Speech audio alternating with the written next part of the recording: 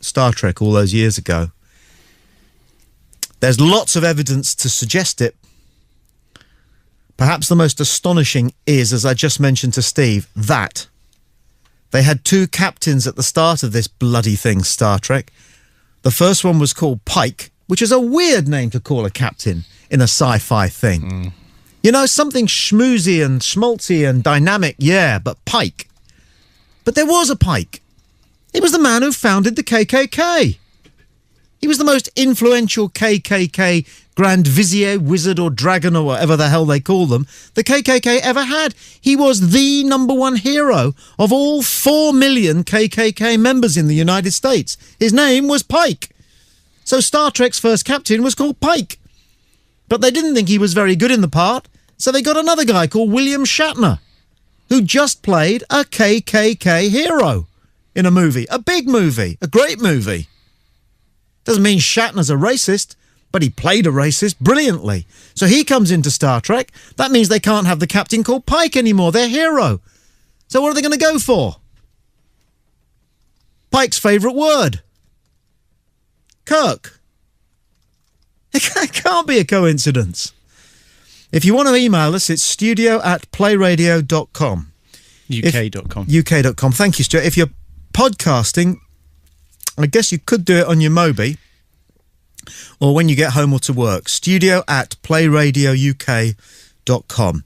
And if you want to call us, you'll need to know your international code for the United Kingdom. If you're in the United Kingdom, here's the number again, 01243 55 60 60.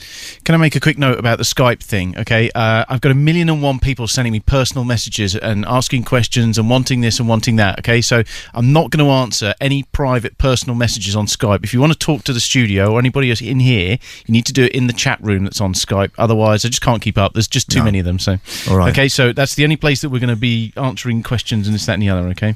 Understood. If you'd like to stand by, Stuart, to bring us Alan Caddick's sports report, I will do that. I'll bring it up right now. We'll do that in just a second. Ben in Jersey emails, I'm not denying any of your evidence about Star Trek is true. However, you have to admit that if the KKK really did fund Star Trek, they really didn't do their job properly, did they? I mean, it had the first black lady on TV as a main character. She wasn't the first black lady on TV. And she wasn't the main character either. She wasn't the main character either. She was Crumpet. She was Crumpet. And in actual fact, they cut her part down. So, whereas previously in the original script, she had a line, it was reduced to, they're hailing you captain. Who's not a main character, Ben. And wasn't a cleaning lady. And it had foreign main characters too. Yeah, but they all had K in their name. And in any case, I only found out the other day, Stuart, this will interest you. Yep. You know Chekhov? Yes. Chekhov wasn't originally Russian. I believe, actually, he wasn't originally Russian. Do you know who he was supposed to be? Go on. He was meant to be a Mancunian. This will make you laugh. I did read that somewhere many moons ago that he wasn't meant to be Russian. That's right. Little Chekhov was actually modelled on Davy Jones of the Monkees. And the Monkees were just coming out, okay? And they decided that they'd have someone on the deck who would tap into the kind of post-Beatles, pre-Monkees hysteria. And you can see that now looking at Chekhov, can't you?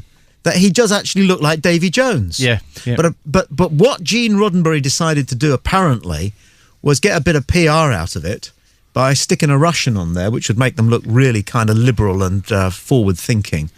But he was clever enough to plant the story that Pravda had complained to the White House that there wasn't a Russian on the deck of Star Trek. And so he managed to work that one to his advantage from the point of view of PR. But yeah, he was supposed to be a Mancunian kid. In fact, Chekhov wore a wig for the first series because his hair wasn't long enough to look Beatle-like. Yeah. Trying to think of him in the first series. Yeah, he wore a wig. Well, big enough, he said, for a bird to nest in. Okay, it's 01243 55 60 60. Are we really nearly ready for one of this evening's many highlights, which is Alan Caddick with the sport? I believe we are almost perfectly ready for it, mate. Yes, whenever you're ready. Young Matt looks... Have you hit the middle button?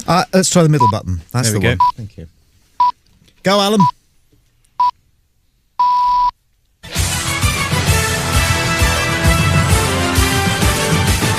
Sunday night, Sport Roundup with Alan Caddick on playradio.uk.com. Evening wankers, we start with football, and after the so-called display by our so-called national side last Wednesday night, it was only one that Mr. McDonagh, aka Steve McClaren, should get the sack. It only proves my opinion that the England job is a job that no one will want and no one will fucking take. Also, for those of you who like scores, here's today's results for you. Starting off in the Premiership, it's West Ham 1, Tottenham 1, Fulham 2, Blackburn 2. So it was a pair of shit draws today in the Premiership. In the Championship, it was another boring goalless draw to Hawthorns as both Buggies and Wolves played crap in the Black Country Derby. And in the SPL in Scotland, it was the same old story there, as Gretna drew with Hearts by a goal each. So in total, the results today were fucking crap totally. Draws all over the place. Now to F1, and Ralph Schumacher has thrown his hat into the ring to fill the McLaren seat vacated by Fernando Alonso. It's no secret that the seat at McLaren is by far the most coveted there is, says the 32-year-old German. Every driver out there in the market will look to sit in their supercar, but who fucking cares about that? Finally, in horse racing, and in today's so-called big race, the Beecher Chase at Aintree, missed appointment ridden by Sam Thomas, captured the race with Bewley's Berry, making a valiant challenge in the closing stages, but finished the left out in second. And with 18 to 1 up, Pat Jack in third, and only 7 of the 19 winners completed the 3.25 mile course. But really, who gives a shit about it? That's all for tonight. It's over to 3 regular shits and the returning cunt. That's Tommy, Stu, Duncan, and Matt the bastard. Yes, excellent. Well done. That is the best sports report on the radio or television anywhere, because he's saying what he thinks. He doesn't give a shit about horse racing, but he's got to report it. And you can tell that none of them do give a shit about horse racing, apart from the horse racing people. We ought to extend that philosophy in broadcasting to include the weather and ultimately the news. Yes. I think because constantly you read about the BBC. I was reading a book the other day about John Simpson, and he's bemoaning the fact that the news bulletins, their audience figures keep going down and down and down. And this could be the key to actually get people back watching TV news. I would. Tell it as you feel it. I want to know what some guy believes, other than Rupert Murdoch. Exactly. Just to tick the diversity box, here's a story about the Congo and the rainforests are being chopped down. Do you give a shit? I don't either. Yeah, right, absolutely. rugby. That's what you want. And this is our Leave 'em Laughing. It's not very funny, but we got to do something warm because apparently otherwise you'll have nightmares. Yeah, so there's a penguin, it's fallen over. Right, weather next, it's cold. That's what you want. Yeah. Couldn't agree with you more. Let's take a quick Skype call and then reposition where we are with the great Star Trek conspiracy. It's G-Man. There we go. Hello, G-Man. Hello. Can you hear me? Yeah, you've been listening to any of this Star Trek shit? I have been. I did do a little bit of looking up, and I found out that Gene Roddenberry himself, the guy who created Star Trek, wasn't so much of a religious bloke. Linked to what the KKK's sort of foundations are. He was what was called a secular humanist. Yeah. And he followed the movement started by a guy ironically called Paul Kurtz, which ironically is not that much different to Kirk. True. So is it not possible that he named that character after someone he was following rather than the links that you proposed? Now, wasn't that cult called The Nine or something like that? I was just reading this afternoon about something called The Nine, of which Gene Roddenberry was part of something called The Nine, which was a cult following to do with sort of nationalism and all this, that, and the other. In the late in the early 70s, he was a member of The Nine.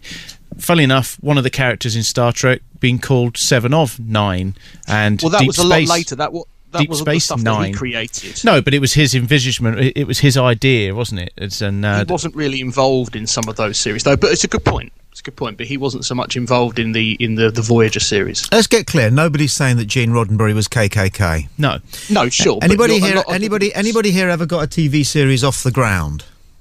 Anybody listening or here? Okay, me. Not this year, no. Anybody here ever got several TV series off the ground? Okay, me.